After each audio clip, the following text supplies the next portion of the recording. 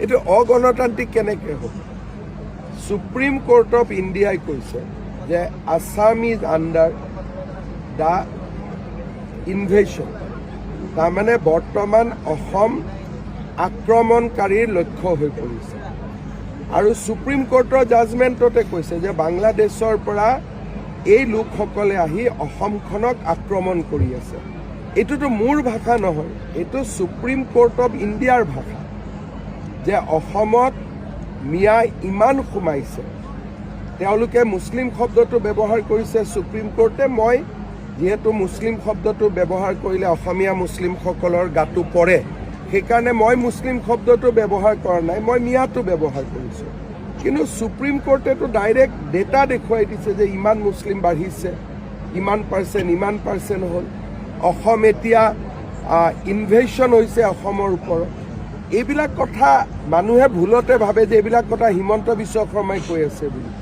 মই যি কথা কৈছোঁ সুপ্ৰিম কোৰ্ট অফ ইণ্ডিয়াৰ জাজমেণ্টৰ ভিত্তিতহে কৈছোঁ। এটা শব্দও মোৰ নিজৰ নহয়। কোনোবাই ভাবিব পাৰে যে শব্দটো সুপ্ৰিম কোৰ্টে যেনিবা মুছলমান ব্যৱহাৰ কৰিছে, মই ৰাজনীতিত থকা ব্যক্তিৰ কাৰণে মই মিয়া ব্যৱহাৰ কৰিছোঁ, ইমানেই। এই কথাবিলাক মই কৈ থকা বস্তু নহয়।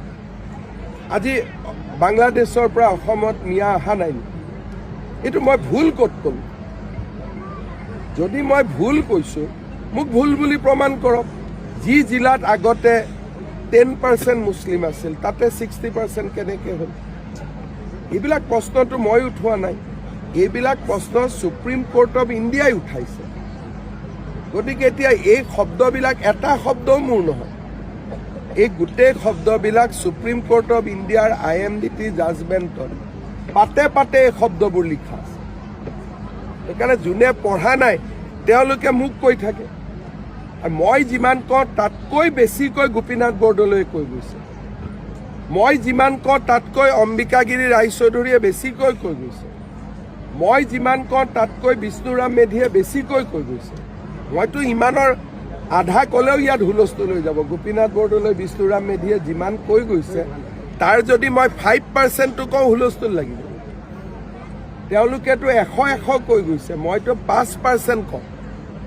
গতিকে এতিয়া যদি গোপীনাথ বৰদলৈ ভুল, কংগ্ৰেছে ক'লে হ'ল যে তেওঁলোকৰ মুখ্যমন্ত্ৰীজন ভুল বুলি।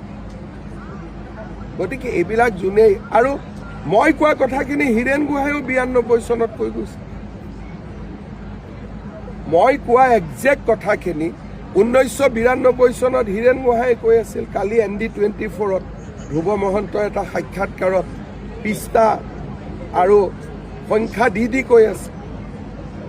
এইবিলাকতো মই আৱিষ্কাৰ কৰা কথা নহয় নহয়। অসমত যদি বৰপেটা, ধুবুৰী, নগাঁও, মৰিগাঁও গ'লেইতো চবেই দেখা পায়।